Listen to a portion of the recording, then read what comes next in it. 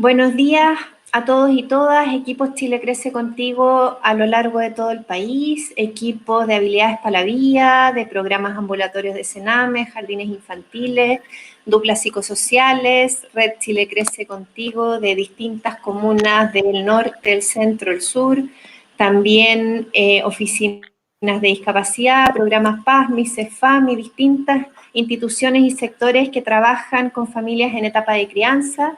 Mi nombre es Claudia Zamora, soy la encargada nacional del programa educativo Chile Crece Contigo y estamos hoy día en una nueva sesión del ciclo de capacitaciones en pandemia de Chile Crece Contigo, en el cual hemos intentado ir sobre la marcha en esta emergencia tan rara que nos ha tocado vivir como sociedad, ir entregándoles herramientas, conocimientos y estrategias para que puedan apoyar de mejor manera a las familias con las que ustedes trabajan día a día y puedan sentirse también equipados para hacer lo que las familias están necesitando que hagamos desde el punto de vista de los profesionales que sabemos la importancia que tiene la niñez y particularmente la importancia de poder intervenir y apoyar a tiempo a las familias y a los cuidadores que están a cargo de niños y niñas. Hoy día tenemos una capacitación en un tema difícil, en un tema que muchas veces no sabemos cómo abordar, y para eso contamos con un especialista nacional e internacional en estos temas. Vamos a hablar de trauma, de niñez y de post-pandemia. Estamos a lo largo del país en distintas etapas respecto a la pandemia. Efectivamente hay algunos territorios que ven un poquito la luz al final del túnel y ya han empezado procesos de desconfinamiento en algunas regiones y en algunas comunas, y en otros lugares al revés, vuelven a cuarentena o están a puertas de cuarentena. Entonces sabemos que la situación a nivel país es bastante desigual, pero efectivamente ya van 5 meses en que como país, familias, niños y niñas hemos estado mirando también, viviendo las consecuencias de la pandemia y adaptando una rutina de cuidado, de crianza, de apoyo a niños y niñas en estas condiciones. Vamos a hablar entonces de esto, trauma, niñez, pandemia y pospandemia, con Felipe Licanelier. Él es doctor en psicología e investigador asociado de la Facultad de Ciencias Médicas de la Universidad de Santiago. Y nos acompaña también hoy día Melitón Butzinsa, intérprete en lengua de señas chilenas, que nos ayuda a que esta capacitación pueda ser accesible también a más territorios. Melitón, buenos días. Felipe, buenos días. ¿Cómo estás? Hola, hola, ¿cómo están? Muy agradecidos por la invitación. Siempre cuando se trata del Chile Crece Contigo, yo feliz de estar. De alguna manera yo participé un poco en el inicio del Chile Crece, así que sigue siendo uno de los mejores políticas públicas y programas no solamente en Chile, sino que en Latinoamérica. Así que yo encantado de hablar contigo, Claudia, y de hablar de un tema que, como tú decías, en verdad es como bastante complejo. Me la pusiste difícil, porque hablar del trauma y pandemia es complejo, porque no sabemos si la pandemia va a provocar eh, traumas complejos, estrés postraumático. No tenemos datos de cuántos niños van a quedar quizás con algún tipo de secuela traumática. No sabemos si la secuela es por la pandemia o es más bien por las cosas que pasan al interior de la familia, como ser testigo de violencia familiar. Entonces es complicado el tema, es complicado porque no sabemos cómo lo vamos a poder evaluar, y sobre todo cómo poder distinguirlo, cómo saber si el niño hace una pataleta, eso es normal, o es una pataleta que tiene que ver con el trauma. Así que yo voy a contarles varias cosas que bien actuales, y voy a tratar de ser lo más práctico posible para que ustedes de alguna manera entiendan de qué se trata el trauma y qué tiene que ver con la pandemia, y cómo de alguna manera podemos tratar de hacer esto que llaman el efecto como de rebote, que es como tratar como de que los niños no les afecte tanto todo lo que están viviendo y lo que van a vivir en el futuro. Perfecto, vamos a poner... Sí, vamos a Sí. poner tu presentación, Felipe. Entonces, si te parece bien, Ya. les recordamos a todos que este video queda disponible en el link de capacitaciones en pandemia de Chile Crece Contigo, y Felipe nos enviará también después algunos artículos de apoyo que pueden ayudar. Entonces, para que sepan y no pregunten durante la transmisión, el video queda disponible, queda grabado y lo pueden consultar las veces que necesiten. Sí es importante también que vayan dejando las preguntas que tengan para Felipe a lo largo de la presentación en el chat, y al finalizar la presentación tendremos un espacio para que él nos pueda ayudar a entender y comprender las preguntas que hayan quedado ahí. Felipe, ¿te parece si partimos? Sí, ok, perfecto. Perfecto. Pongo la Ya. presentación al aire. Bueno, entonces, como yo les decía, de alguna manera es complejo el tema de trauma y pandemia, eh, porque no sabemos mucho si va a haber trauma, si claramente va a haber estrés postraumático en los niños. No sabemos cómo las personas en general, los profesionales, tal como decía Claudia, no tienen formación en temas de trauma, y es difícil evaluarlo, es difícil identificarlo. Entonces, van a haber muchas discusiones que van a ocurrir, lo más probable, cuando ya estemos en etapa post pandemia, y yo creo que actualmente hay que seguir discutiéndolas. Así que yo les voy a hablar un poco de varios temas que tienen que ver con el trauma, y después de varios temas que tienen que ver cómo podemos un poco proteger a nuestros niños de que la cosa no se complique mucho más.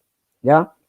Hay algo que ustedes tienen que tener más o menos claro. Los niños chicos de 1 a 6 años en este momento se encuentran con un nivel de vulnerabilidad parecido a los que tienen los pacientes de tercera edad. No en relación al contagio del COVID-19, sino más bien en relación a que los niños de 1 a 6 años están en un periodo de mayor vulnerabilidad para verse afectado en términos de bienestar y salud mental en la pandemia. ¿Ya? Entonces tenemos que tener mucho cuidado. Chile Crece tiene que tener mucho cuidado porque en Chile hay una situación especial en los niños de 1 a 6 años, y es que resulta que ellos ya tienen una epidemia de problemas de salud mental. ¿Ya? Entonces, eso los deja en un estado de vulnerabilidad, que es que así como las personas de tercera edad están vulnerables a contagiar el virus, los niños de 1 a 6 años son vulnerables a contagiar situaciones o experiencias traumáticas y postraumáticas. ¿Por qué les digo esto? Porque ya tenemos varios estudios de alguna manera que ya demuestran de manera absolutamente clara. Tenemos 5 estudios que muestran de que Chile tiene graves problemas en el bienestar y en la salud mental de los niños de 1 a 6 años. ¿Ya? Y esto es algo a pesar de que de alguna manera yo lo he repetido miles de veces, no voy a cansarme de decirlo hasta que las autoridades, bueno, el Chile Crece y todos los que están involucrados tomen conciencia. O sea, nuestros niños chilenos en general, lo que muestran todos los datos, no les voy a explicar, no voy a decidí no ir en investigación por investigación porque quiero hablar de otras cosas, pero lo que muestran estos 4 gráficos de alguna manera es que los niños chilenos la pasan mal. ¿Ya? ¿En qué sentido? Que todos estos estudios son hechos en niños de 1 a 6 años, 1 a 5 años, y lo que muestran estos 4 gráficos es que este muestra de que Chile, de 24 países, es el país que tiene más problemas de salud mental. Todos los problemas de salud mental salimos más altos que el resto de los países. Ahí les voy a explicar qué tipos de problemas, pero imagínense todos los problemas de salud mental, desde la depresión, angustia, ansiedad, agresión, bullying. Chile salió, pero lejos, lejos, por encima del resto de los países. Después hicimos un segundo estudio que lo hicimos en educación parvularia, y volvimos a encontrar que ya Chile ya no sale primero en problemas de salud mental, pero sale quinto, y le anteceden Kosovo, Lituania, Irán y Rumania. O sea, de alguna manera ahí estamos por encima de esta línea que ustedes ven acá, que es lo que llaman línea crítica. Es decir, todos los países que están por encima de esta línea son países que nosotros llamamos clínicos, es decir, son países que están en un estado epidémico en los problemas de salud mental. Entonces, dos estudios, mega estudios, multiculturales publicados en revistas importantes muestran una tendencia de que algo está pasando en Chile con los niños. Algo pasa en su salud mental. Ser niño en Chile es difícil, es de 1 a 6, bueno, en la adolescencia también, ese es otro tema, pero lo que muestran estos estudios es que niños de 1 a 6 años lo están pasando mal en Chile. Este estudio de abajo que ustedes ven acá, lo que hicimos fue evaluar el bienestar y el desarrollo socioemocional. Todas las barritas más altas que ustedes ven son todas Chile, ¿ya? Es decir, Chile mostró los niveles más altos de infelicidad, de timidez, de tristeza, de afectividad negativa y sobre todo de miedo, ¿ya? Y este es el último estudio que acabamos de publicar en un libro, 14 países, y los países más oscuros son los países que están más en riesgo, ya no solamente en la salud mental y el bienestar socioemocional, sino que también evaluamos crianza, es decir, Rusia, China, Brasil y Chile son los 3 países que tienen la peor salud mental en niños de 1 a 6 años, que tienen las prácticas de crianza más inadecuadas y agresivas, y que tienen el peor desarrollo de su bienestar socioemocional, ¿ya? Es decir, como me decía un colega de otro país, viendo todos estos datos, me decía, oye, pero ¿y qué le hacen ustedes a los niños en Chile? ¿Me entiendes? Si Chile no es como Rumania, Chile no es como Irán, no es como Kosovo, entonces, no es como Turquía, entonces, ¿qué pasa? Que ustedes teóricamente desde afuera se ven un país tan tranquilo, bueno, ya se vio que no, pero se ven un país como tan desarrollado económicamente, cuando en el fondo estos datos muestran de que es un riesgo ser niño en Chile. Se los voy a poner de esa forma. Es decir, ser niño en Chile, tener de 1 a 6 años y ser chileno es un riesgo, ¿ya? Es como que ustedes vieran a 2 niños, uno de Estados Unidos y otro de Italia, conversando, y uno les dice al otro, oye, tengo ganas de viajar, y el de Italia le dice, ya, mira, anda a cualquier parte, pero no vayáis a Chile, ¿ya? No, si tenéis 1 a 6 años, al último país que tenéis que ir es a Chile, porque no sé qué le hacen los niños ahí que tienen los niveles más altos de salud mental y problemas de bienestar. Entonces tenemos que tomar conciencia que nuestros niños lo están pasando mal, que tenemos que tomar conciencia de que tenemos un tipo de educación y tenemos un tipo de crianza que es tóxica, ¿ya? Eso es como un virus también. Nuestra crianza y nuestra educación es un virus, tiene unas ciertas características que de alguna manera enferman a los niños. Es decir, y esto ya lo sabemos y no me voy a meter mucho en esto, pero usted puede decir, bueno, pero ¿cuál es la razón de todos estos datos? La razón de estos datos es que cuando yo tomo nuestro país y tomamos la educación parvularia que tenemos, la educación media, básica, cuando tomamos el tiempo que pasamos con nuestros hijos, cuando tomamos los estilos de crianza que tenemos los chilenos, lo que encontramos es que somos un virus. Encontramos que todos esos aspectos en conjunto van en contra de lo que un niño necesita para tener una buena salud física y una buena salud mental. ¿Me entiendes? Es decir, Chile es un país tóxico porque estar en Chile y ser niño tienes más probabilidad, 3, 4 veces más probabilidad de terminar teniendo algún problema de salud mental. Y la gente no toma conciencia de esto, no toma conciencia de que el problema en el Chile Crece Contigo o en otros lugares, en niños chicos, no es el desarrollo del lenguaje, no es el desarrollo psicomotriz, esos son fáciles de recuperar. Lo que es más fácil lo que va a ser más difícil de recuperar son los problemas emocionales. La educación parvularia, la educación en general, la crianza tiene que estar destinada hacia el desarrollo socioemocional, porque es lo más difícil de recuperar y sobre todo es lo que mejor predice el bienestar incluso académico y cognitivo. Entonces tenemos que tomar conciencia y cambiar la mirada desde esta mirada hacia la educación, hacia el desarrollo, como les decía, cognitivo, desarrollo psicomotriz, el lenguaje, y tenemos que cambiar la mirada completamente hacia lo que llamamos el aprendizaje socioemocional. ¿Ya? Entonces, estudios, esta es nuestra muestra chilena del primer estudio, de este estudio de aquí, este grande. Nosotros lo que hicimos fue analizar la muestra chilena, no comparándolo con otros países, sino que comparando a nivel socioeconómico. Y encontramos que los niveles socioeconómicos altos y bajos tienen prácticamente la misma prevalencia de problemas de salud mental. ¿Ya? Eso es lo que nosotros llamamos el prejuicio de la patologización de la pobreza. Sobre todo ustedes, muchos de ustedes trabajan en atención primaria, trabajan en poblaciones de alto riesgo.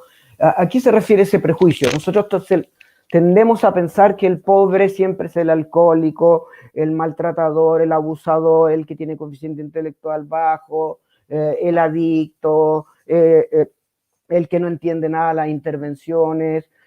Y la verdad es que este y otros estudios que han ido saliendo en Chile han mostrado que no hay diferencias significativas, por ejemplo, en el abuso sexual. Las poblaciones más pobres no abusan más sexualmente que los niveles socioeconómicos altos. Esto es un tema metodológico. Yo puedo ir a cualquier consultorio y pedir una ficha, pero yo no puedo ir a la clínica alemana a pedir la ficha a un paciente porque no me van a dejar ni siquiera entrar a la clínica. Entonces, tienen que entender que este es un problema, y el problema que vamos a hablar no es un problema solo de la pobreza, no es un problema de la vulnerabilidad, es un problema de Chile como país entero. Tenemos esto que llamamos el trauma de clase alta. En la clase alta los niveles de negligencia emocional, los niveles de maltrato, los niveles de consumo de drogas y alcohol son casi tan altos como lo ocurre en las clases bajas. Entonces, ¿cuál es el problema que tenemos? Que tenemos una epidemia socioemocional y mental en los niños de 1 a 6 años, y si a eso ahora le sumamos 5 meses de encierro y una pandemia, entonces, ¿cuál es el resultado? Que nuestros niños de 1 a 6 años se encuentran en un estado de extrema vulnerabilidad, ahora y post-pandemia. ¿Ya? Tenemos que poner el ojo, tenemos que hacer evaluaciones, tenemos que hacer intervenciones urgentes ahora en el periodo de pandemia, pero sobre todo después también en el periodo de post-pandemia, porque nuestros niños de 1 a 6 años, a diferencia del resto, del niño del resto de los otros países, ellos ya están vulnerables. Es decir, es agarrarte un COVID cuando ya quizás tienes un problema pulmonar o un problema cardíaco. Y eso es algo que, por favor, yo pido a la gente que entienda esto, de que en verdad es lo mismo que la tercera edad, pero a nivel de salud mental. Los niños chicos están en un estado de vulnerabilidad socioemocional grave y el COVID va a agravar más ese estado y tenemos que hacer algo por eso. Ahora usted puede decir, ya bueno, a ver, dime más específicamente cuáles son los problemas que tenemos los chilenos. En general, la gente suele dividir, y ahí lo voy a hablar después más rato, los problemas de los niños y de todos en lo que llaman problemas externalizantes o internalizantes. Externalizantes es cuando un niño siente estrés y lo expresa hacia afuera. Hace una pataleta, le pega a alguien, se vuelve irritable, grita, pega, patea. Los problemas internalizantes es cuando el niño siente que ya no puede expresar el estrés hacia afuera, no puede llorar, no puede pedir ayuda, entonces, ¿qué es lo que hace? Se guarda para adentro el estrés, ¿ya? 19.500 estudios han mostrado que los problemas internalizantes son problemas en donde el niño está en más riesgo que los externalizantes, ¿ya? Los problemas internalizantes están asociados en la adolescencia y en la edad de adultez con intentos de suicidio. Chile es uno de los países que tiene las tasas más altas en la adolescencia de intentos de suicidio y de suicidios reales. Está asociado a la depresión. Chile sigue siendo, durante los últimos 10 años, somos de los países más depresivos de todos. Está asociado a tener problemas de miedo, timidez y sensación de incapacidad de poder salir de los problemas, lo que le llaman bajo agenciamiento. Entonces, ¿qué es lo que yo les quiero mostrar? Que la prevalencia mundial de la internalización en niños chiquititos es del 2 al 5%. Nunca supera el 5%. La prevalencia de internalización que nosotros encontramos en Chile fue de 16 a 20%. Es decir, 4 o 5 veces más, tenemos 4 veces más de niños internalizantes que en el resto del mundo. Y eso es preocupante. Es otro factor más de vulnerabilidad. Yo sé que las personas que trabajan con niños siempre les molestan los que gritan, los que hacen pataletas, los que no les dejan hacer la clase, los que no les puede hacer el control sano, los que son agresivos, pero la verdad es que la verdadera preocupación tiene que estar no en esos niños pueden expresar hacia afuera, y el hecho de ya poder expresar la rabia hacia afuera ya es algo sanador. Eso lo mismo pasa con ustedes adultos, ¿me entiendes? Si tú puedes expresar hacia afuera tu rabia, hacia tu jefe o jefa, si puedes decirle a tu pareja que estás aburrido, eso ya en sí es un componente sanador. Pero lo que encontramos nosotros es que el 16-20% de los niños chilenos no pueden expresar hacia afuera y se guardan el estrés para adentro. Y cuando uno guarda el estrés hacia adentro, pasa algo que llaman la carga alostática, es decir, el organismo está aguantando, el organismo de los niños chiquititos, así aguantándose el estrés, porque lo que es normal en un niño es pedir ayuda, no controlar su estrés. Y el organismo y el cerebro está diciendo al niño, ya, yo te estoy aguantando, pero después esto yo te lo voy a cobrar. ¿Ya? ¿Y cuándo te lo voy a cobrar? Te lo voy a cobrar en la adolescencia, con consumo de alcohol, drogas, depresión, y te lo voy a cobrar después de la edad adulta con los mismos problemas. Entonces el problema de los niños chilenos no es que son rabiosos, que son agresivos, que tienen déficit atencional con hiperactividad. El problema de los niños chilenos es justamente que vivimos en un mundo, y aquí por eso tenemos estos datos, sobre todo este dato de aquí. Uno de los grandes problemas es que desde la sala de cuna en adelante en Chile no se puede expresar hacia afuera el estrés. Los niños no pueden llorar, no pueden moverse, no pueden alegar, no pueden pelear, todo se lo tienen que guardar, y sería interesante evaluar por qué históricamente somos así, ¿ya? Quiero darles algunos ejemplos rápidos de cómo somos de internalizantes en Chile.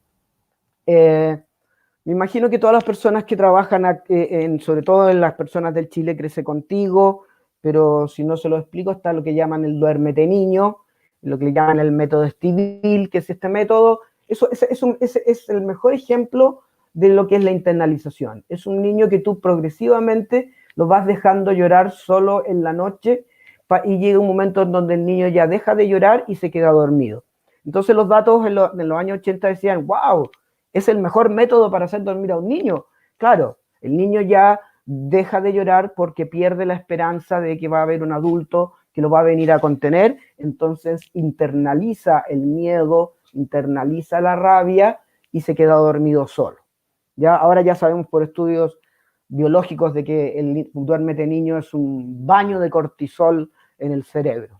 Bueno, resulta que en nuestro último estudio de 14 países, Chile no solamente salió el primer lugar, no solamente somos el país que más aplica o sigue aplicando el duérmete niño en niños de 16 a 36 meses, sino que desgraciadamente, y ahí ustedes ven estas estrellitas que están acá arriba, ¿qué es lo que muestran estas estrellitas? De que en Chile no solamente somos los que más aplicamos el duérmete niño, es decir, un método tremendamente internalizante, sino que en Chile el aplicar el duérmete niño genera una tasa muy, muy alta de problemas internalizantes, más alta de hecho de la que le contaba anteriormente, ya del 40, 50%, ¿me entienden? Es decir, somos el país internalizante por esencia, y eso se ve, por ejemplo, en una práctica como el duérmete niño. Este es otro estudio que lo que hicimos es que evaluamos la calidad del apego de los niños en salas de cuna a través de un sistema de video. Grabamos la interacción y la analizamos. ¿Y qué es lo que encontramos? Encontramos que un niño a los 2-3 meses de estar en sala de cuna, el 37% de ellos ya tiene lo que llaman el apego evitante. El apego evitante es como el apego internalizante. Es decir, el 37% de los niños en sala de cuna ya de alguna manera están calladitos, están tranquilitos, no molestan, ¿ya? Para que ustedes entiendan, el dato en el mundo, los habitantes nunca son más allá del 10%, y nosotros tenemos casi 40%. Es decir, cuatriplicamos el porcentaje de apego de habitantes en sala cuna. Ahora yo quiero que miren este pequeño grafiquito verde que hay aquí, este 2,1%. Este 2,1% es el porcentaje de los niños que después de 2-3 meses de estar en sala cuna, sí se atreven a llorar, sí se atreven a pedir ayuda, sí piden que los tomen en brazos, ¿me entiendes? Solo el 2% de nuestra muestra, y fue una muestra que hicimos en varios jardines, en diferentes regiones, en una muestra grande, solo el 2% de los niños se atreve a llorar. Entonces, aquí empieza la internalización. O sea, de hecho empezó mucho antes. La internalización empieza cuando yo empiezo a aplicar el duérmete niño, después sigue cuando llevo a mi guaguita a la sala cuna, ¿me entiendes? Y después tenemos otro dato muy fuerte que encontramos, que Chile es el cuarto país que más grita y castiga a los niños para que se queden tranquilos, ¿ya? Es decir, el clásico, quédate tranquilo, anda a acostarte, cómete la comida, quédate callado, no le pegues a tu hermano, ese típico clásico, no estamos hablando de maltrato, sino que esa típica forma de castigar, de gritar, eso de estar pidiéndole todo el día al niño como que fuera un robot, un autómata, ¿ya? Que no hable, que no grite, que haga caso absolutamente en todo. Encontramos que somos cuarto en una muestra de 14 países, pero encontramos otra cosa más interesante. Encontramos que Chile, si bien somos uno de los países más castigadores y gritones de los estudios estudiados, encontramos en Chile que muchas veces eso después predice que el niño va a ser más descontrolado todavía emocionalmente. Es decir, el quédate callado, quédate tranquilo, anda a comer la comida, genera justamente lo opuesto a lo que los padres piensan que genera. Este es un dato bien interesante, ¿eh? Este es nuestro estudio de 14 países y encontramos que Chile nuevamente salió en primer lugar, pero ¿saben qué? En el uso de dispositivos electrónicos en niños de 16 a 40 meses. Es decir, que lo que encontramos que somos el país número 1 en donde los papás les pasamos a nuestros hijos celulares y tablets, ¿ya? Y tratamos de encontrar cuál es la razón de por qué les pasamos celulares y tablets, y es completamente coherente con los países internalizantes. Los países internalizantes son los que más usan celular cuando son niños. ¿Por qué? Dos razones. Uno, pasarles el celular para calmarlos. Esa es una de las primeras razones. El niño está haciendo una pataleta, el papá le dice, ya, acá está el tablet, toma, ya, mira, quédate tranquilo, ya, quédate tranquilo. Eso es una razón que no es muy adecuada, obviamente, porque los niños se calman con nosotros, no con dispositivos electrónicos. Pero la segunda razón fue más interesante aún, y es que encontramos que los papás usan los tablets y los celulares para alejar al niño. ¿Me entiendes? Es decir, yo estoy trabajando, yo estoy conversando con mi pareja y mi hijo me viene a pedir algo y y yo le paso el celular para que se vaya y se quede ahí pegado mirando. Otra actitud completamente propia de los países internalizantes. Y ojo, todo esto es lo que llaman carga alostática. Carga alostática es aguanta, es decir, es como decir, es pan para ahora, hambre para mañana. Este es un estudio que hicimos hace algunos años y también ¿por qué quiero mostrarles? Porque esto muestra el nivel de internalización que tienen los niños en el colegio. Bueno, en el estudio evaluamos bullying en diferentes ciudades de Chile. Encontramos que el 50% de los niños en Chile siente miedo cuando va al colegio, ¿ya? Ustedes van a pensar, bueno, la razón del miedo es por el bullying. No. ¿Saben cuál fue la primera razón de miedo que los niños dicen que les provoca el colegio? La sobreexigencia académica, el no ser el preferido del profesor, el ser el porro, el no tener tiempo para hacer las tareas y para hacer toda esa cantidad de cosas. Yo imagino que la gente sabe, los que trabajan en docencia, que en el último ranking de la OECD de número de horas que los niños pasan en el colegio, Chile salió número 1 por lejos, con 36,5 horas a la semana. ¿Me entienden? Eso que yo les decía al principio que es inhumano, eso es deshumanizar la educación. Por eso tenemos estos rangos. Es completamente inhumano o deshumanizado tener a los niños 36 horas metidas en el colegio. ¿Y saben cuál es el porcentaje de tiempo que los niños pasan con sus papás a la semana? Media hora, de media hora a una hora al día, ¿ya? Entonces, por eso tenemos estos datos que yo quiero que ustedes entiendan, que no es que yo quiera hacer una cosa así como terrible, de generar la catástrofe, la alarma. No, lo que yo quiero decirles es que nosotros tenemos una educación y tenemos una crianza que es tóxica, que se aleja de lo que 30 años de investigaciones muestran que necesitan los niños. Es decir, cuando 30 años de investigaciones me dicen, mira, los niños para ser felices, para crecer bien, para tener bienestar, para que les vaya bien en el colegio, necesitan esto, bueno, nosotros tenemos lo opuesto. Hacemos lo opuesto a 20, 30 años de investigación. Miren lo que muestra este estudio, miren el nivel de internalización. Le preguntamos a los niños, bueno, pero si te hacen bullying, ¿a quién te surge pedirle ayuda dentro del colegio? 5% de los niños les surge pedirle ayuda a un profesor cuando sufre bullying. Este estudio lo hicimos después de la ley anti-bullying. El estudio anterior de la ley anti-bullying muestra 0,5% de los niños dice que se atreve a pedirle ayuda a algún profesor o a alguien del colegio si le hacen bullying. Eso es la internalización, ¿ves? Es vivir en un mundo en donde tú no puedes alegar, no puedes quejarte, no puedes pedir ayuda, no puedes llorar, no puedes contradecir a tu profesor porque si no eres mal educado. Entonces, ¿qué es lo que tú haces como niño? Te lo guardas. Te guardas todo esto, te guardas el estrés y ese estrés después ya sabemos que te pasa la cuenta. Entonces, el panorama no es muy favorable, pero obviamente tenemos que tratar de ver el lado positivo.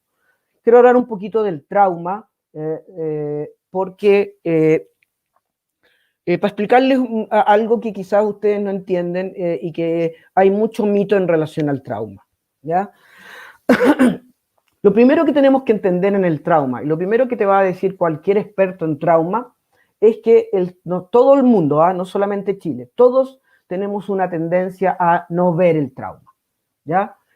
Todos tenemos una tendencia casi natural a que situaciones traumáticas o reacciones traumáticas de los niños o las normalicemos, o las patologicemos, o las invisibilicemos, o simplemente las neguemos, ¿ya? No, eso nos pasa a todos, les pasa incluso a los expertos en trauma, ¿ya? El trauma tiene una cosa de que es tan doloroso que uno no lo quiere ver. Como dice ahí, uno quiere dejar el trauma en esa experiencia oculta, no dicha, ¿ya?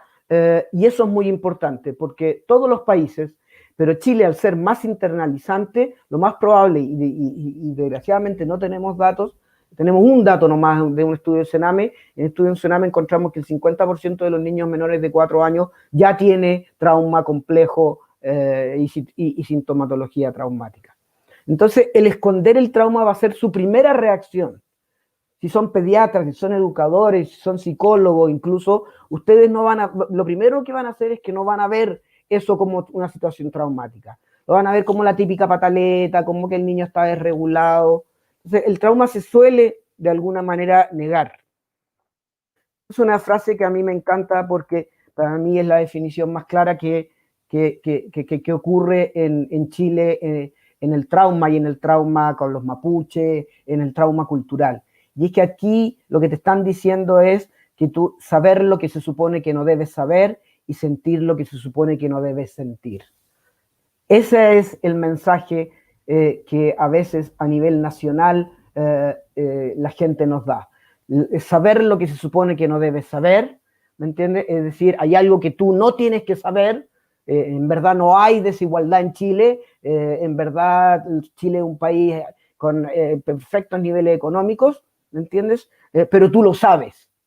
Y sentir lo que se supone que no debes sentir. No tienes que sentir rabia hacia tu país, no tienes que sentir que esto es injusto, no tienes que sentir que en verdad los niños están enfermos mentalmente, pero tú lo sientes. Eso fue lo que pasó en el estallido, ¿ya? Uno siempre tiene esa sensación de vivir en un doble mundo, donde yo sé que está pasando algo, pero no lo tengo que sentir. Donde yo sé que hay desigualdad, yo sé que hay mucho más pobreza de lo que muestran, lo más probable que hay más casos de los que muestran, yo sé que los papás tratan peor a sus hijos de lo que se muestra. Yo lo sé, pero no lo tengo que saber. Yo lo siento, ¿me entiendes? En alguna parte de mi cuerpo, pero no me dejan sentirlo. Entonces, desgraciadamente, lo que a mí me preocupa es que como Chile tiene una tendencia a normalizar, a invisibilizar y a negar las experiencias de los niños, yo me pregunto qué va a pasar cuando salgamos en etapa de post-pandemia. Ya sabemos, ya está esta idea absolutamente delirante de querer volver rápidamente a clases, cosa que lo único que va a ser aumentar, vamos a volver de nuevo a cero, pero ahora con niños enfermos. Entonces nos preocupa saber qué vamos a hacer, qué va a pasar con el trauma, ¿ya? Entonces quiero darles primero algunas aclaraciones, porque la gente a veces como que no entiende, la gente a veces piensa que el trauma pasa en la pobreza, o que piensa que para que haya trauma tiene que haber abuso sexual, o que piensa en verdad que no, que el trauma a los niños chicos no les pasa nada porque como ellos son chicos y no entienden nada, en verdad no le afecta. ¿Qué le va a afectar el trauma a una guagua de 6 meses? No, pues si no entiende nada. Entonces quiero aclararles algunas cosas en relación a eso. En general hay dos modelos de aproximarse a lo que en Chile llaman vulneraciones infantiles. A mí me parece un eufemismo ocupar la palabra vulneración infantil. Porque de alguna manera quizás nuestros hijos también han sufrido vulneraciones infantiles, si sufrieron bullying en el colegio o si un profesor los retó. Vulneración infantil es un eufemismo para referirse a lo que no queremos referirnos y es a trauma, ¿ya? Cuando nosotros empezamos a investigar y a trabajar el tema del trauma hace ya 10 años, 10, 12 años, y yo iba a hablar con gente del Sename, con gente de los ministerios, hablaba con colegios privados, buscábamos formas de buscar datos, todos nos decían, ya, ok, esto es súper importante, pero te vamos a pedir algo, no le llames trauma, llámale vulneración infantil. No le llames trauma porque si le llamas trauma la gente se va a asustar y va a pensar que nuestros niños están todos como ya completamente desorganizados. Hay dos modelos del trauma. El primer modelo es el modelo chileno, que es el modelo Sename, que es lo que llaman el modelo del evento único, y después tenemos el modelo del trauma complejo. ¿Por qué le llaman el modelo del evento único? El modelo del evento único, de hecho, se le dice así casi como una manera irónica, y es que la gente piensa que trauma es o negligencia, o abuso sexual, o maltrato físico, ¿ya? Es decir, ahí se quedó el trauma. Y todos los peritajes, y todos los informes, y todos los miles de casos que andan rondando, desgraciadamente, por este país, con informes mal hechos, con profesionales no preparados, con jueces. Yo he tenido la suerte de estar en 3 jornadas con todos los jueces de familia explicándoles esto, y ellos reconocen que no tenían idea, nada. Un juez una vez me reconoció, me acabo de dar cuenta que llevo 40 años pegándome puros condoros, porque todo esto que tú has hablado nadie me lo ha explicado. Y ahí uno dice, ¿dónde están los consejeros técnicos? Consejeros técnicos también deberían estar actualizados en esto, porque para ayudar al juez. Pero en fin, el modelo del evento único te dice que solamente existen estas 3 cosas. Si existen estas, si más allá de esto no hay trauma, ¿ya? Ahora, ¿por qué es un modelo que es tan malo y por qué es un modelo que de alguna manera no existe? La primera razón no está acá. La primera razón es que no existe el evento único, ¿ya? ¿Qué significa que no existe el evento único? No existe ningún niño que solo fue abusado sexualmente. No existe la familia en donde el papá abusa sexualmente el viernes en la noche a la mamá, perdón, a la hija, y después el fin de semana todos hacen un asado y la niña está feliz corriendo por la casa. No existe ningún niño que tenga un evento único. Cuando un niño sufre abuso sexual, lo que te está diciendo es que sufre por lo menos 4 o 5 traumas constantes y cotidianos en su vida vincular. Entonces no existen vulneraciones únicas. Pero la cosa es un poquito más compleja y ahí yo voy a tratar de explicárselas a ver si me siguen y si no me pierdo. Porque esto es muy importante. Primero, el primer error es que la gente piensa igual a el evento a la experiencia. Por ejemplo, cuando a mí yo pregunto, oye, ¿y qué le pasó a esa niña? Me dicen, fue abusada sexualmente. ¿Entiendes? Ahora, el abuso sexual es un evento. Cuando yo pregunto qué le pasa a esa niña, yo no estoy preguntando qué evento tuvo. Lo que yo quiero saber es qué siente ella, cómo le ha afectado a ella el abuso.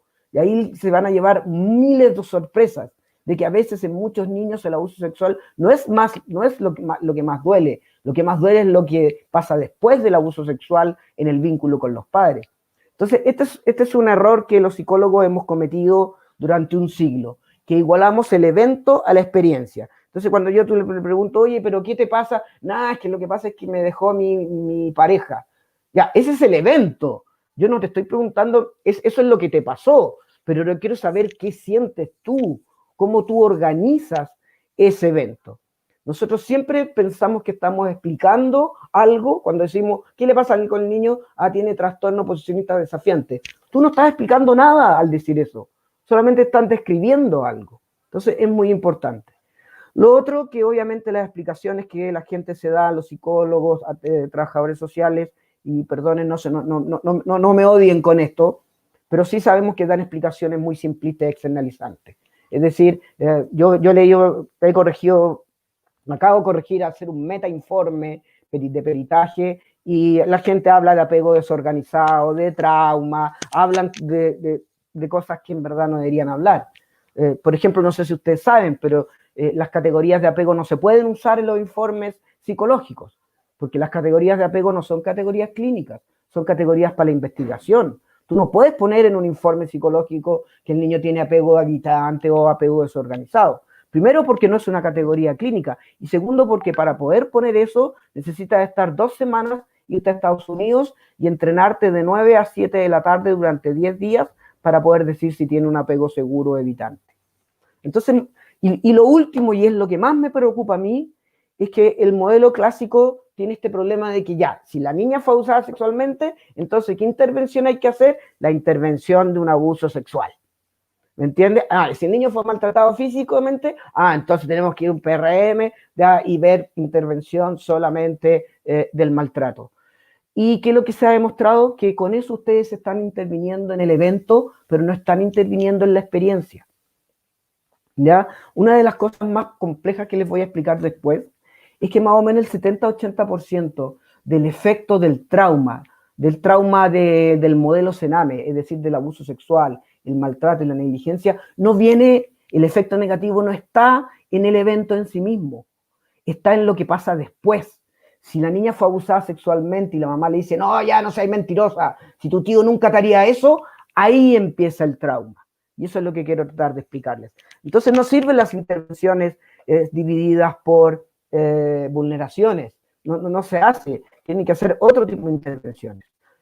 Mencionar también que las intervenciones psicológicas clínicas, a mis colegas psicólogos, la típica psicología clínica de la consulta donde yo al niño lo hago dibujar, lo hago pintar, le pregunto sobre su historia, también están prohibidas en los niños con trauma complejo. Entonces, el trauma complejo es como una constelación traumática en donde un niño sufre múltiples vulneraciones. En el fondo, la constelación traumática es donde tu vida es un trauma, ¿me entiendes? No es esto que te pasó el viernes en la noche o el lunes en la mañana. Es donde tu organismo, tu sistema nervioso empieza a organizarse, valga la redundancia, a vivir la experiencia siempre traumática. El trauma complejo es un estado, es una experiencia de vida, es una percepción de la realidad. no es un evento. La persona que tiene trauma complejo, su cerebro y su cuerpo funcionan y viven la vida de manera diferente. Esta es una lista para que entiendan de que este es un ejemplo para que entiendan, y ni siquiera es completa la lista, todos los tipos de trauma que los niños pueden vivir. Aquí están las primeras triadas del CENAME, pero después está el abandono, la muerte en cuidador, la enfermedad de un cuidador, la violencia intrafamiliar, tener accidente en auto, sufrir bullying ahora ya se considera un trauma.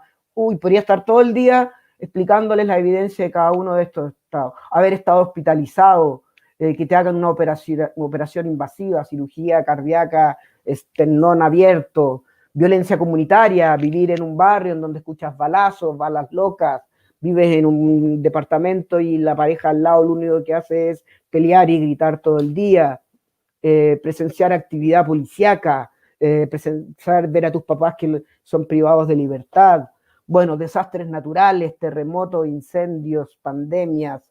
Ven que la lista es mucho más larga. Ahora, esto es lo que quiero explicarles. Esta es solamente una lista. Esto solamente son los eventos. Esta lista a mí no me explica lo que es el trauma complejo. Yo pongo esta lista solamente para que ustedes entiendan que tienen que salirse de la triada del abuso sexual, el maltrato y la negligencia. ¿Ya? Tengo tiempo, todavía me queda un poco, por suerte. Quiero también desmitificar otro gran problema. A mí mi interés personal es el trauma temprano, ¿ya? Es el trauma que ocurre desde el embarazo hasta los primeros 4 o 5 años de vida, ¿ya? ¿Y por qué? Porque ahí es donde está el verdadero trauma. La mayor vulnerabilidad, los niños que más trauma complejo tienen, lo tienen durante los primeros 5 años de vida. El 75,7% de los niños que mueren por maltrato son menores de 4 años. No es verdad, eso como alguna vez le escuché a una persona decir que el mayor maltrato lo reciben los niños de 6 a 10 años. No, a los niños que son más probable que tú los vulneres o los traumatices de alguna u otra manera, siempre van a ser niños menores de 4 o 5 años. Donde hay mayor probabilidad de abusar sexualmente, de victimizar y de matar a tu hijo es durante el primer año.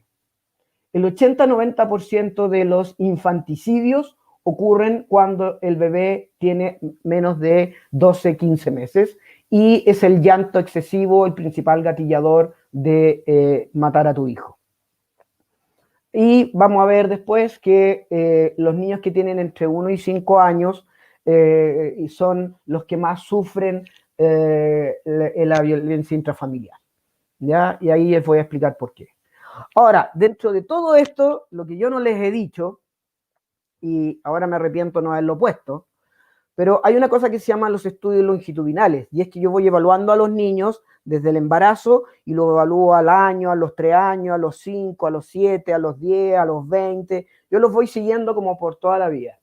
¿Y qué es lo que demostró una persona que se llama Carles Lyon Ruth? Demostró, si tú sufriste un trauma antes de los 3 años, tu trayectoria terrible que si sufriste un trauma después de los 3, 4 años. ¿Ya?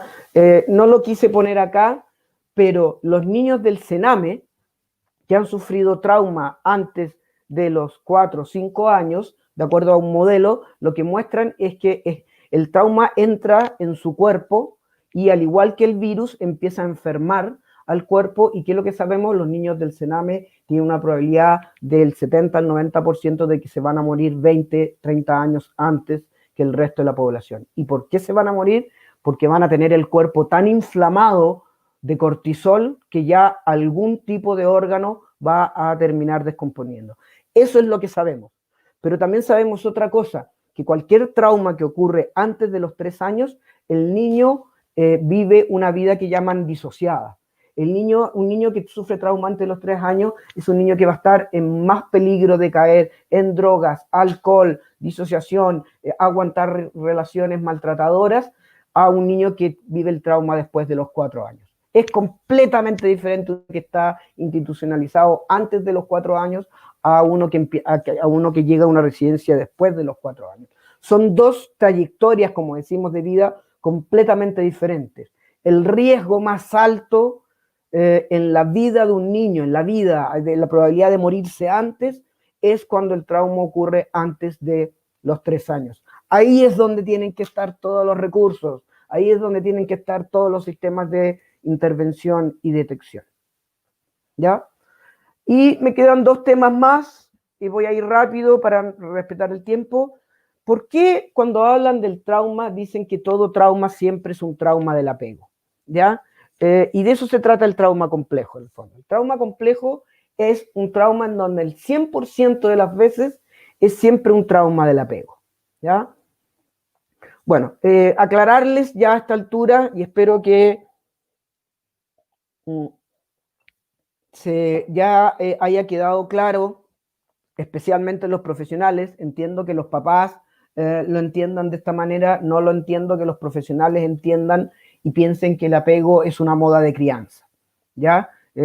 O es una práctica de crianza. El apego no tiene nada que ver con una moda de crianza, no tiene que ver necesariamente como con el cuidado respetuoso. El apego es otra cosa, ¿ya? ¿Y por qué les digo esto? Porque esto también podría estar mucho rato hablando, pero cuando ustedes conviertan el apego en una moda de crianza, pasa algo que es muy terrible, y es que ustedes van a empezar a dividir a aquellos papás que sí tienen crianza respetuosa de los que no tienen crianza respetuosa. El mismo riesgo ocurre con esta cosa de las competencias parentales. Competencias parentales, ya la propia palabra te está diciendo que lo que tú estás buscando es quién es el competente y quién es el incompetente. En otros países del mundo no se usan los modelos de competencias parentales por esa misma razón, porque son modelos poco respetuosos, porque son modelos que lo único que hacen es tratar de clasificar nuevamente a los malos papás de los buenos papás, ¿ya? Entonces, y eso no es respetuoso, ¿me entienden? ¿Ven la contradicción de que el modelo de competencias parentales pretende ser un modelo respetuoso, pero aún así hace la diferencia entre los malos y los buenos papás? Si tú ya haces esa diferencia, ya le perdiste el respeto al otro. Entonces, esa es una de las grandes contradicciones del cuidado respetuoso, la crianza respetuosa o la crianza feliz, que es para mí es la más peligrosa de todas. El respeto es aceptar y comprender de alguna manera a todos, a los que tienen bajas o altas competencias parentales. Entonces, el apego tiene que ver más con la biología de la persona, tiene que ver con su homeostasis, tiene que ver con su desarrollo. Todos conocen este estudio. El apego no solamente tiene que ver con ponerte un fular o con hacer colecho, que todos esos son prácticas muy positivas, pero el apego no tiene que ver específicamente con eso. El apego tiene tanta potencia en el desarrollo de un niño que si tú estás institucionalizado durante los primeros 3 años, su cerebro se puede achicar a la mitad. Es decir, esto es un estudio de estos 2 niños tienen la misma edad. Él ha vivido 3 años en una familia y este lleva 3 años institucionalizado. Y no es que no haya sido alimentado ni nada, simplemente que por falta de interacción a ese pobre niño se le achicó el cerebro a la mitad. Ustedes me pueden decir, ¿y la resiliencia? También se ha demostrado. Yo adopto a este niño de la derecha y puede cambiar muchas cosas, pero nunca va a llegar a poder hacer ni hacer las cosas que el de la izquierda va a hacer. Ya que se te achique el cerebro a la mitad durante los primeros 3 años producto de la residencia es terrible. Tema que todavía todos los que trabajamos en este tema no entendemos cómo puede ser que todavía existan residencias en Chile, siendo que ya hemos sido acusados internacionalmente. Ya no sé qué hay que hacer para cerrar todas las residencias. Pero bueno, rápidamente para que entiendan la relación entre el apego y el trauma.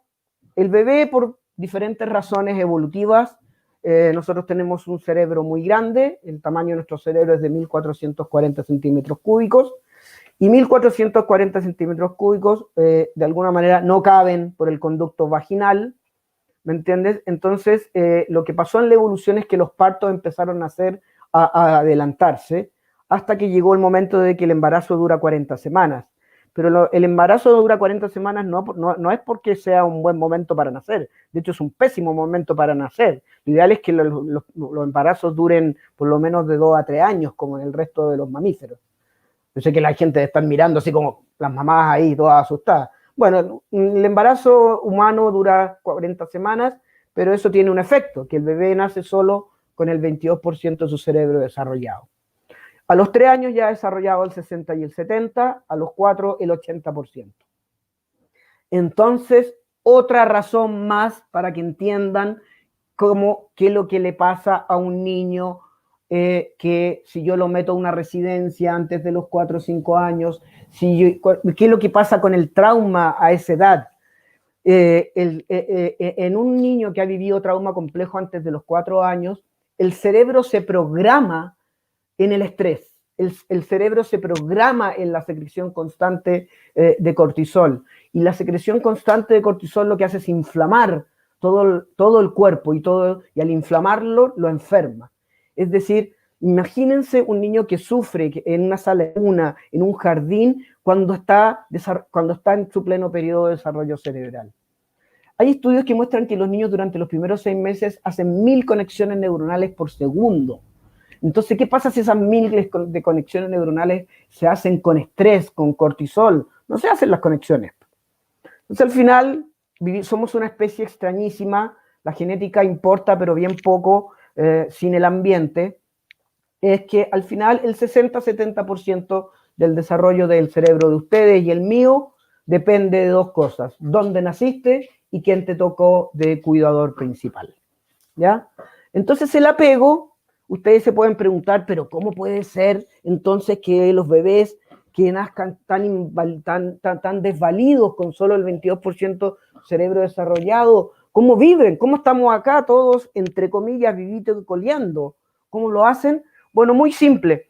Eso es porque el bebé tiene un sistema que se llama sistema de apego, que es un sistema endocrinológico, neurobiológico, psiconeuroinmunológico, interactivo, en donde cada vez que esta cosita chica tiene algún mínimo malestar, va y pide ayuda para que el adulto le calme ese malestar.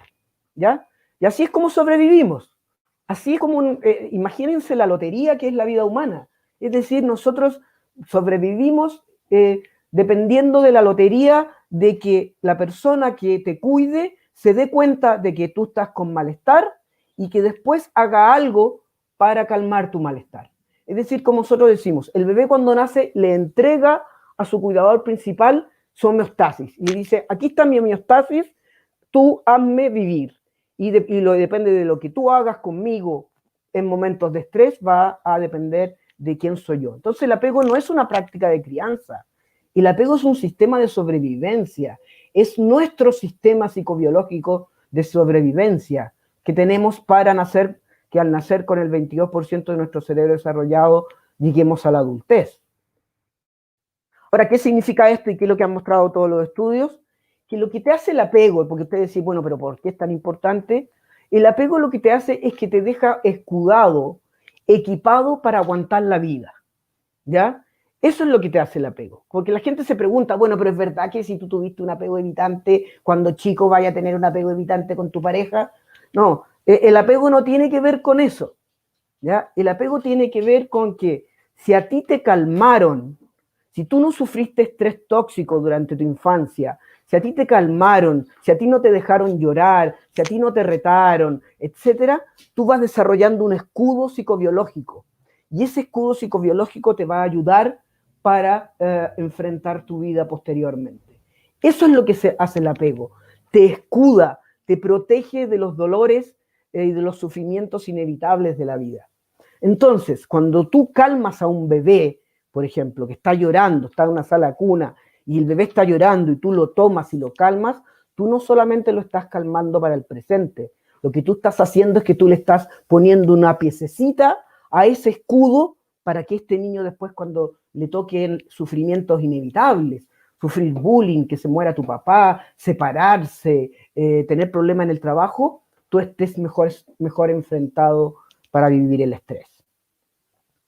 Ahora, ¿qué tiene que ver esto con el trauma? Ustedes pueden decir, ¿ya? Bueno, resulta que el trauma, en el fondo, el trauma complejo es trauma porque a ti te pasa algo y tus papás no te cuidan, ¿ya? Voy a explicar el trauma con la violencia intrafamiliar. ¿Ya? Me quedan todavía unos 5 minutos.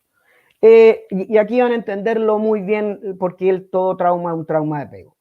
Este es un niño, el niño tiene 4 años, el niño ve y es testigo de que papá le pega a la mamá, ¿ya? Ustedes saben por qué los niños menores de 5 años son los que más les afecta la violencia intrafamiliar, que también se ha demostrado, por una sola razón, porque el niño de 5 años no se puede escapar de la casa. Los niños de 10 años que viven en familias agresivas son estos niños que viven todo el día en la calle, viven en la plaza, en la casa de amigos, pero ellos ya pueden escapar. Pero un niño de 4 años no puede agarrar sus cositas e irse a dormir a la casa del vecino. Entonces, por eso se ha demostrado que el trauma que la violencia intrafamiliar antes de los 4 años deja los peores estragos. Hay una persona que ahora hizo un estudio y encontró que ser víctima de violencia intrafamiliar antes de los 4 te baja como 30 puntos el coeficiente intelectual a los 10 años. Pero en fin, yo tengo este niño, el niño es testigo de violencia de que el papá le pega a la mamá y eso ya es un trauma, ¿me entiendes? El niño le da mucho miedo, ¿me entienden? Ya termina la cosa y el niño se va a dormir, ¿ya? Entonces el niño y se va a dormir asustado, tiene su primera experiencia traumática que ha visto esto, se duerme, pero resulta que tiene una tremenda pesadilla y se despierta. Pero se despierta y la pregunta del $1.000.000 es ¿a dónde va? ¿A quién se dirige? ¿Al papá? El papá es un monstruo que acaba de pegarle y dejar a la mamá toda moretoneada, nunca va a ir donde el papá. Entonces, ¿qué hace el niño? Va donde la mamá. ¿Pero con qué mamá se encuentra? Con una mamá que ha sido vejada, quizás violada, quizás maltratada. Y la mamá tiene 2 alternativas de hacer. Uno, agarrarla contra el niño y volcar toda la rabia que recibió del padre y pegarle al niño, o la mamá está tan disociada y deprimida que simplemente no le hace caso. ¿Ya? Ahora multipliquen esa experiencia de este niño de 4 años durante años y años. Al niño tiene 5 años y él sufre bullying. ¿Y qué hace? ¿Le cuenta al papá? No puede contarle al papá. Papá le va a pegar por débil. Le cuenta a la mamá, no le va a poder contar a la mamá. La mamá o está disociada y deprimida y no le va a hacer caso, o le va a pegar a él. ¿Me entienden? Entonces, de ahí se convierte en un trauma complejo. El trauma complejo no es cuando tú viviste una primera experiencia traumática. El trauma complejo es cuando tú viviste un evento doloroso y producto de ese evento doloroso, tú perdiste el cuidado de tus padres. ¿Ya? El abuso sexual, el efecto del abuso sexual, en el entendido que ser abusado es un efecto doloroso, aunque hay algunos estudios que han salido que en un porcentaje mínimo de mujeres es placentero, pero mínimo. Pero el abuso sexual es un efecto doloroso, pero el verdadero dolor está aquí, lo que pasa después del abuso sexual. Si después del abuso sexual tu papá no te habla, tu mamá te niega el abuso sexual, etcétera, tu tío que te cuidaba y que te abusaba ahora ya ni siquiera te mira, ese es el problema que tiene el trauma, que el trauma te deja con la amígdala, que es esta pequeña cosita, la almendra que se activa con la rabia y el miedo, te deja con la amígdala prendida todo el día, todos los días. ¿Me entiendes? Ahora es como nosotros decimos vivir en la selva.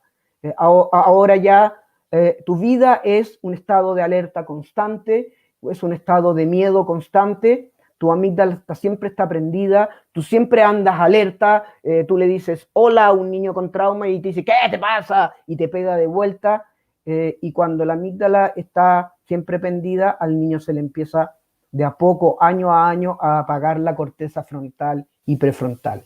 ¿Y qué es lo que está en la corteza frontal y prefrontal? La empatía, el desarrollo cognitivo, las funciones ejecutivas, el pensamiento abstracto, la lectura y todas esas cosas. Entonces el trauma, una de las cosas que hace más terrible es que empieza a matar todas aquellas capacidades cerebrales humanas. Hay estudios que muestran de que en el fondo, esto es una niña Leinus que hizo un estudio y mostró que en los niños la única forma de que la amígdala se le desactive es cuando encuentra a otro adulto que tiene una cara cariñosa, cuidadora y protectora. Los adultos calmamos la amígdala de otros movimientos, pero el niño, la única forma que tiene de calmar su amígdala es cuando un adulto que sea cariñoso, contenedor y que sea protector. ¿Ya? Entonces, para terminar, Claudia, si me das 5 minutos, quiero que entiendan que por eso es que se dice que todo trauma es un trauma del apego, porque el trauma no tiene que ver específicamente con que si fuiste abusado sexualmente o te maltrataron o te caíste en bicicleta. Hay una persona que plantea que si tú te caes en bicicleta, también puedes terminar con trauma complejo si es que tus papás no te llevaron a la clínica, te dejaron con el dolor, te retaron o te pegaron por tonto por haberte caído por bicicleta. Es decir, en el trauma complejo no es el evento en sí lo que importa. En el trauma complejo lo que importa es qué pasa después en el cuidado del niño. Y en el trauma complejo lo que ocurre es que después del evento el niño se queda solo y abandonado. Porque, como les expliqué antes, no puede ir ni donde el papá, ni donde la mamá, ni donde la educadora. Y eso le genera al niño un cerebro que se queda solo, que tiene una huella somática, que decimos, de soledad. Y ahí va a empezar toda una historia de predictibilidad en donde la soledad, el abandono y la rabia van a ser lo que lo van a organizar. Entonces termino con algunas palabras tratando de... es tener un sistema de detección temprana del trauma en atención primaria, en educación parvularia, educación básica o educación media, pero lo ideal es hacerlo durante los primeros 4 años. Desgraciadamente, y Claudia sabe eso, Chile tuvo un sistema así a través de la escala Macy-Campbell, fue considerado el mejor programa mundial dentro de la teoría del apego. Y desgraciadamente, y por cosas que no valen ahora decirlo, lo sacaron. Era la mejor política, mejor sistema de detección temprana que tuvimos, lo tuvo Chile, el mejor de todo el mundo. Esto ha sido declarado, está en una revista incluso, y obviamente que lo sacaron. Necesitamos un sistema de detectar tempranamente el trauma, ¿ya? Lo otro que tenemos que hacer es lo que nosotros llamamos más aprendizaje socioemocional, menos educación formal. ¿Qué significa esto? Que yo tengo que buscar formas de apagar la amígdala. Eso es lo que tienen que hacer ustedes. Si son educadoras de párvulo, si son docentes, si son psicólogos, si son trabajadores sociales, fonoaudiólogos, lo que ustedes tienen que tener en su mente es que en este momento tenemos que buscar una forma de bajar el estrés de los niños. Tenemos que apagar la amígdala como sea. No tenemos que ser nosotros la fuente del estrés. Chile es la fuente del estrés del trauma en la infancia, ¿ya? La educación es la fuente del estrés. La sala de cuna puede ser una fuente de estrés. Tenemos que bajar el estrés de los niños ahora en la pandemia y tenemos que buscar formas en la post-pandemia de que esta situación no se convierta ni en un estrés postraumático ni en un trauma complejo. Van a haber niños que van a externalizar su estrés y estos van a ser los mejores, ¿ah? Para que entiendan, el niño que tiene rabia, el irritable, el peleador, ese está más sano, ¿me entiendes? Este tiene menos probabilidad de hacer trauma complejo y tiene menos probabilidad de tener estrés postraumático, ¿ya? Porque está tirando su estrés hacia afuera, ¿ya? No lo está metiendo adentro del cuerpo como el internalizante, que es este niño que ustedes van a ver que es tímido, quieto, está en silencio, parece perfecto, tú le preguntas qué le pasa y no le pasa nada, pero tiene una actitud huida, como en otro mundo, o es muy complaciente o es demasiado perfecto. ¿Ya? Otra cosa que tenemos que evitar hacer, por favor, porque ya hay experiencias mundiales, no hay que patologizar a los niños en post-pandemia. No empecemos con el déficit atencional, con hiperactividad, no empecemos con el trastorno de conducta, no empecemos con el trastorno oposicionista desafiante, no empecemos con el Asperger. Hay que despatologizar Chile. Chile es uno de los países. ¿Saben cuál es el porcentaje de sobrediagnóstico de déficit atencional en Chile? 300% de sobrediagnóstico de déficit atencional en Chile. Obviamente uno de los países. No hay que evitar, se acabó. Ven este librito que está acá, los psicólogos lo entienden. Este librito que es el que patologiza a todos los niños, se acabó, no van a haber más de estos libros porque se demostró todo el daño que provoca patologizar a los niños. No les pongan clasificaciones, por favor. ¿Y qué es lo que hay que hacer? Tenemos que generar un ambiente libre de estrés. Tenemos que evitar el estrés tóxico, tenemos que evitar el estrés malo que le llaman y tenemos que generar el buen estrés. ¿Saben cuál es el buen estrés? Cuando a uno le cuesta algo, está aprendiendo y está leyendo un libro y no lo entiende y después llega y lo entiende y se siente bien. Bien, lo entendí. Ese es el buen estrés. Así debería ser el aprendizaje. Pero por ahora solo tenemos estrés malo y estrés tóxico. Vuelta de pandemia. Lo ideal es que no hayan clases, que no hayan, ya la idea de volver a clases es simplemente un delirio de una mente que no sabe absolutamente nada, ni de educación, ni de salud mental. ¿Ya? ¿Qué van a pretender? Los niños, hay un estudio que mostró, un tipo que se llama Robin Dunbar, y demostró que los niños entre los 5 y los 17 años necesitan estar siempre cerca de alrededor de entre 5 a 20 niños constantemente en interacción. Se lo podemos mostrar al ministro de Educación, el estudio de Robin Dunbar, que él se dedica a eso. Él dice que los niños entre los 5 y los 15 años siempre tienen que estar en promedio con entre 5 a 20 niños en constante interacción juntas, obviamente a 10, 15 centímetros. Pero, y aquí termino, pero obviamente esta es nuestra propuesta de más aprendizaje socioemocional, menos educación formal. ¿Ya? No que clases que no duren más de 15, 20 minutos. El cerebro no aguanta prestar atención más de 15, 20 minutos. Ni siquiera el cerebro del adulto. Recreos de a lo menos 30, 40 minutos. El recreo no es un momento de relajo. El recreo tiene la misma función que el dormir. El recreo es un momento en donde el cerebro necesita descansar y resetear. Sin tareas, ya hay la evidencia clara de que las tareas no tienen ninguna efectividad en el aprendizaje. Sin patologizar, sin clasificar. ¿Y qué es lo que planteamos? Clases hasta las 12, 1 de la tarde, que ese es el momento en donde el cortisol tiene activado el cerebro para aprender. En la tarde uno no aprende nada, los niveles de cortisol y de alerta están tan bajos que tenerlos sentados no sirve, pero ocupar las tardes para música, arte, teatro.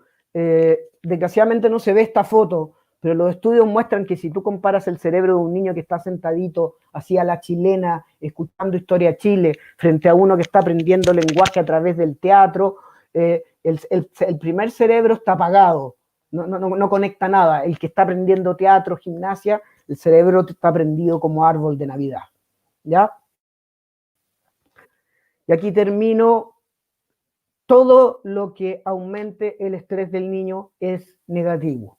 Toda práctica, creencia, todo lo que hagamos en educación, todo lo que hagamos en crianza, todo lo que aumente el estrés, que genere estrés malo o estrés tóxico, todo eso lo único que va a generar es que vamos a seguir siendo un país que tienen que entender que estamos enfermos de la cabeza, como dicen.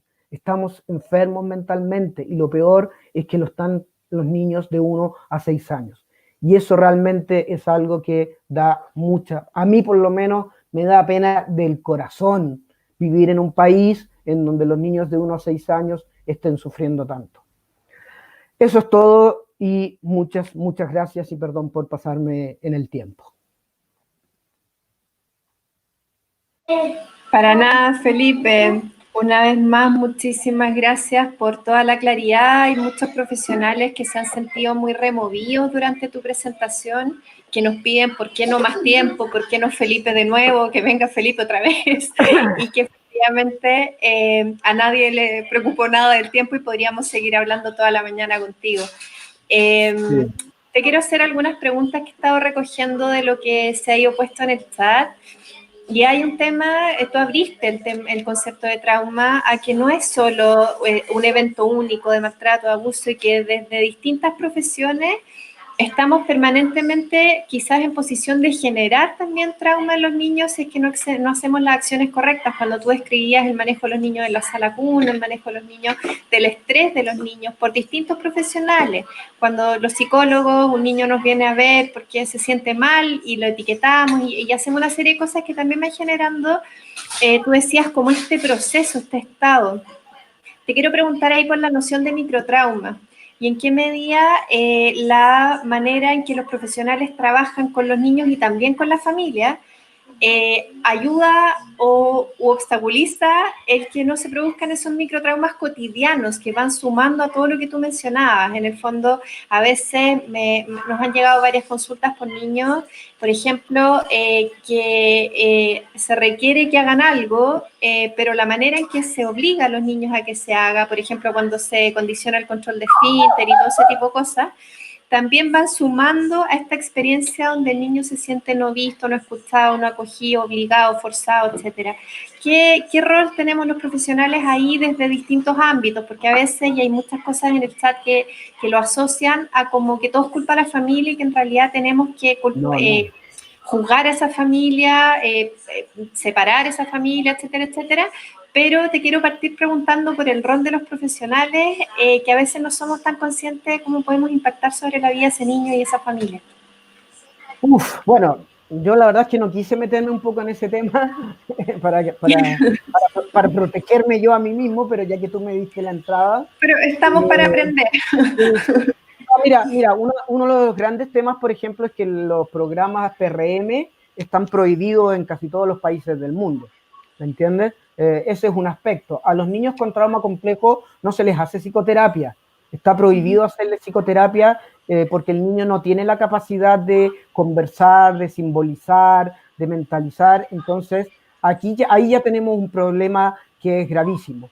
Es decir, todo no solo, Felipe, pero no solo en el contexto de programas CENAME, sino en los programas generales. Ya. Sí, por eso te voy a poner como varios ejemplos. El más grave es que no se le puede hacer ningún tipo de intervención psicoterapéutica a niños CENAME, ¿ya? Eso está prohibido y eso está claro. El otro tema de microtrauma que nosotros hemos visto es justamente esta percepción de los papás de que el externalizar el estrés es malo. Es decir, que es malo llorar, es malo alegar, es malo no querer comerse la comida. Entonces, otra manera de evitar, como tú dices, el microtrauma es que entender que externalizar el estrés es sano. ¿Me entiendes? Es cambiar esta cultura en los papás y en los profesionales de que el llanto es como malo. Piensa que Chile es uno de los países que más talleres de manejo de pataletas tiene en el mundo. ¿Me entiendes? ¿Para qué vas a ir a un taller para manejar algo tan sano, tan humano que es tirar tu estrés hacia afuera? Entonces ahí yo le pido a todos los profesionales que cambien esta concepción de que el llanto, de que la irritabilidad o de que un poco de agresión es negativa. Esos niños están mucho más sanos. Lo que pasa es que yo tengo que contener ese estrés. Entonces, podemos ir al taller como los adultos para aprender cómo sobrevivir a lo que nos genera a nosotros esa situación, más que reprimir la expresión del niño. Pero piensa en el estudio que encontramos nosotros, solo el 2% de los niños en salas de cuna atrevían ya a llorar. Tenemos otro estudio en educación parvularia que el 50%, 60% de los niños no se atreve a pensar que los van a retar, ¿me entiendes? Es decir, acá, como tú dices, es una serie de microtraumas, pero el microtrauma tiene un factor común, y es que nosotros no aguantamos la expresión del estrés del niño.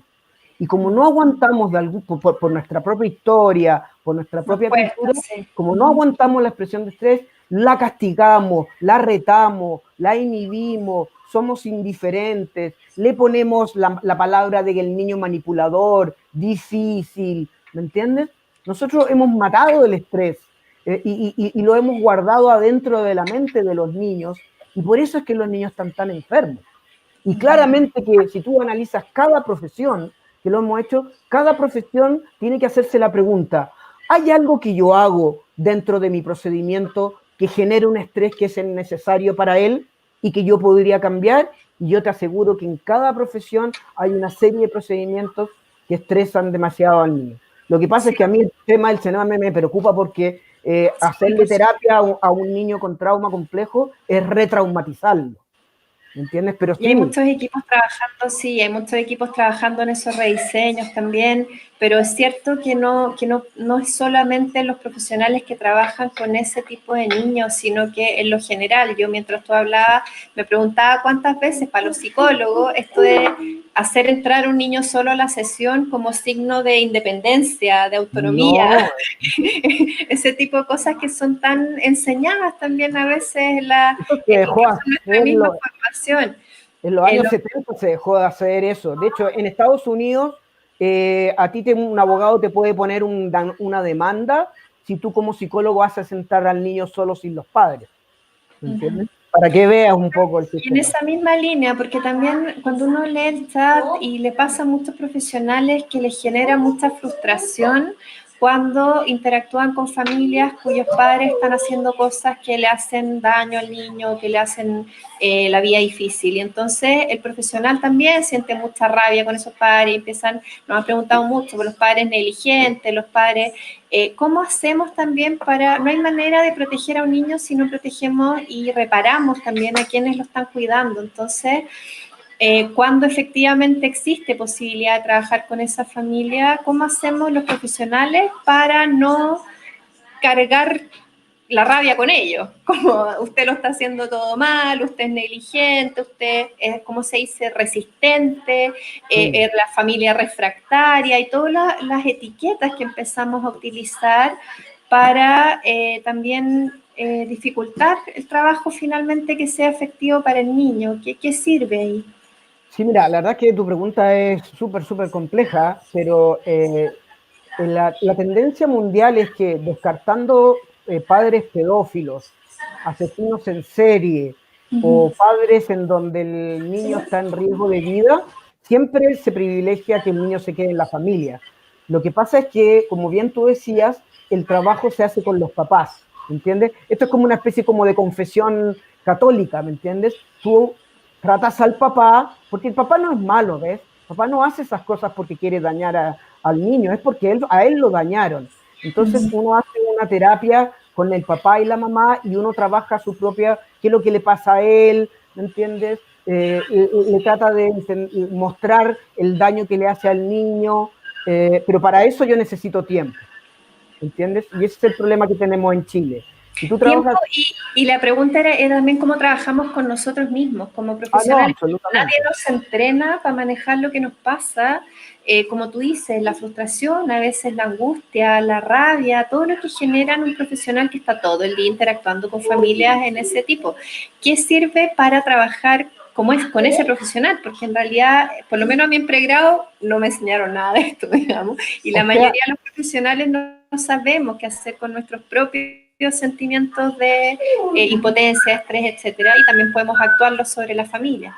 O sea, mira, yo te voy a decir algo y me van a matar por esto, pero cualquier persona que en atención primaria atienda a más de 25 pacientes a la semana, yo le doy asegurado que no está haciendo absolutamente nada efectivo con ninguno de estos 25 pacientes. Lo que se demostró es que cuando tú trabajas con pacientes así como de atención primaria, tú no deberías atender más de 7 a la semana. En salud Ahora, mental. claro, ahora esos 7 en salud mental los atiendes de verdad, ¿me entiendes? Les dedicas el tiempo que se merecen. Y sí se ha demostrado que cuando tú le dedicas tiempo a ese papá maltratador, a esa mamá violenta, sí tú puedes generar cambios sin tener que institucionalizarlo. Y por el otro lado, Felipe, porque también está siempre, existen efectivamente la inmensa mayoría de las familias quiere hacer lo mejor para sus niños y niñas, no saben cómo hacerlo, tienen una historia que se los dificulta y es trabajo de nosotros, de Chile Crece Contigo y todas las instituciones que trabajamos con niñez, ayudarlos a que puedan hacer eso a través de intervenciones efectivas. Pero cuando existen también familias que efectivamente no hay vuelta, en ese sentido, como tú dices, parentalidad tóxica, riesgo vital, etcétera, cuéntanos un poquito más el tema de la adopción y la evidencia que hay en adopción temprana, porque a veces también los profesionales, y naturalmente existe este recelo, este miedo, qué pasará, y entonces se empiezan a dar la vuelta a los niños por distintos programas, las familias por distintos programas, y se generan a veces resultados muy adversos para los niños, cuando la evidencia en la adopción precoz es bastante potente respecto al impacto positivo sobre la vida de los niños. Cuéntanos un poco de eso, por favor. Sí, sí, mira, te la voy a resumir así súper rápido. Si tú adoptas a un niño antes de los 12 meses, cualquier problema que ese niño vaya a tener después no tiene que ver no tiene que ver con que haya estado institucionalizado, sino que tiene que ver con la familia. Es decir, cualquier niño que adopte antes de los 12 meses, no hay efectos negativos, ¿ya? Es decir, eso es lo ideal. Todo el efecto es por la familia adoptiva o la familia acogida, ¿entiendes? Tú adoptas un niño menor de los 24 meses, esa familia necesita por lo menos un año de seguimiento o de acompañamiento post-adoptivo o post-familia de acogida. Si tú adoptas a un niño que tiene menos de 3 años, esa familia necesita por lo menos 2, 3 años de un seguimiento en crianza, sea también post-adoptiva o post-adoptiva o post-familia de acogida. Y si tú adoptas a un niño que es menor de 5 años o tiene 5 años, 6 años para arriba, ese niño hay que estar monitoreándolo todos los meses. Lo más probable es que va a tener que estar siendo evaluado por profesionales de salud mental hasta que cumpla 20, 21 años. Que efectivamente a veces la adopción genera también muchas dudas los profesionales, y los que conocen sobre el impacto beneficioso sobre la vida de los niños también hay un rol ahí en a veces llevar la bandera del niño cuando se requiere tomar esas decisiones. Felipe, claro. La última pregunta, ya estamos llegando al final del programa, es respecto a los profesionales que ya están trabajando con familias, que en el contexto en que estamos tenemos que asumir que a lo menos en muchas regiones y comunas del país la atención presencial en este momento no es una opción, el acompañamiento presencial no es una opción, pero los niños y las familias siguen ahí. Y es un desafío que están los equipos intentando en educación, etcétera, pero hablemos un poquito más de la intervención de acompañamiento a familias con este tipo de problemáticas. ¿Qué sirve? Porque efectivamente es cierto que tampoco podemos dejar que los niños esperen a que ya nos podamos, los niños y las familias, que esperen a que ya llegue la vacuna o nos podamos ver todos cara a cara. No se puede dejar pasar, no sabemos si son meses o años que vendrá, pero tampoco no tenemos ningún entrenamiento en cómo hacer acompañamiento efectivo a la distancia, además con familias que pueden tener ciertas dificultades también por temor o por lo que sea, para querer participar en esa intervención. Yo sé que la pregunta es compleja, pero ¿qué recomendarías tú para sus profesionales que igual en estos meses tienen que hacer acompañamiento con familias, que esas familias pueden beneficiarse de eso, pero que no sabemos exactamente qué puede ayudar? Bueno, yo obviamente que voy a recomendar Amar. ¿Ah? Ok. Online, Amar Online. Amar Online. Y ahí les voy a pasar algunos documentos. Amar ¿qué significa? Que el profesional lo primero que tiene que hacer es detectar que el papá le cuente, pedirle al papá que le cuente los momentos de estrés del niño, cuáles son los momentos de estrés más intensos que el niño ha tenido en el día, ¿ya? Y después que trabaje con el papá para que aprenda a prestar atención a ese estrés. Después, si ve que el papá piensa que el estrés es porque el niño es un mañoso, a cambiarle la mentalización, es decir, a mostrarle al papá que este estrés no es porque es mañoso, sino que es porque está aburrido el niño, es decir, hacer una mentalización positiva. Después trabajar con los papás, con ellos mismos, preguntarles cómo están ellos, cómo se sienten, cuán estresados están, que es la automentalización. Y después, lo más importante es trabajar con los papás, darles herramientas concretas, y da lo mismo la herramienta. El punto es que sea la herramienta que baje el estrés, ¿ya? Nosotros le llamamos ahora la herramienta de la presencia y la seguridad. ¿Cuál es la herramienta de la presencia y la seguridad? Frente a un momento de estrés, un papá no tiene cómo saber qué hacer. Pero hay dos cosas que no tiene que hacer. No tiene que él alejarse, ni tampoco él tiene que alejar al niño. ¿Me entienden? Esa es una estrategia fantástica, porque no tiene que ver con la edad del niño, no tiene que ver con el papá. La pueden aplicar así de fácil, es decir, en estrés yo no hago que el niño se vaya, ni yo me alejo, sino que me quedo con él viendo cómo lo vemos y cómo resolvemos juntos este problema que tenemos.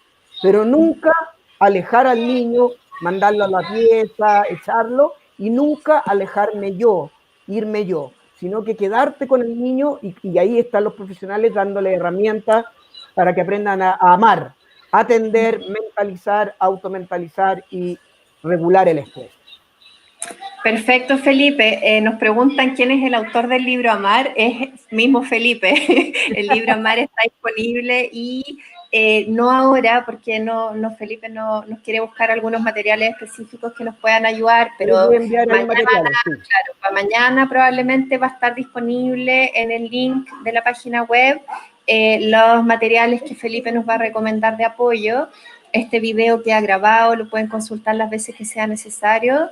Agradecimientos a las más de 1.400 personas que se conectaron a esta capacitación y que tienen interés y oportunidad de aprender y buscar maneras de innovar en lo que estamos haciendo día a día. Las familias están frente a nosotros y depende de nosotros buscar cómo hacer que nuestras intervenciones generen estrés o al revés, sean un bálsamo y un calmante de estrés para una situación tan compleja como la que estamos viviendo. Le agradecemos también, por supuesto, a Meliton Buchinza por la interpretación. Debe estar agotado. Gracias, Meliton, por toda tu energía. Y por supuesto, gracias a ti, Felipe, también por siempre venir. También, como tú decías, un acompañante de Chile Crece Contigo a lo largo de los años que siempre también nos trae la evidencia actualizada, los conceptos para reconceptualizar y cuestionar lo que estamos haciendo e intentar que nuestras estrategias sean cada vez más efectivas. Muchísimas gracias, Felipe. Yo te agradezco a ti, Claudia, también, que siempre has estado al frente del Chile Crece, ayudando. Y le agradezco a las personas por escucharlo. Les pido disculpas si es que hubo algún comentario que lo sintieron quizás como crítica personal, pero no es crítica personal. Desgraciadamente, el tiempo siempre es el problema. Tiempo. Vamos a tener que programar algo más extenso. Vamos a buscar una manera de programar algo en que podamos entregar también tiempo, ojalá para poder interactuar con los profesionales y buscar una alternativa ahí. Pero aún así... Dicen que el peor virus de nuestra sociedad actual justamente es la falta de tiempo. Bueno, y la pandemia también nos hace reflexionar ahí en tantas cosas que estamos viviendo. Queda este video grabado. Muchas gracias a todos y todas. Que tengan buen día. Cuídense mucho. Gracias, Felipe, Melitón. Nos vemos pronto. Nos vemos. Que les vaya muy bien. Gracias.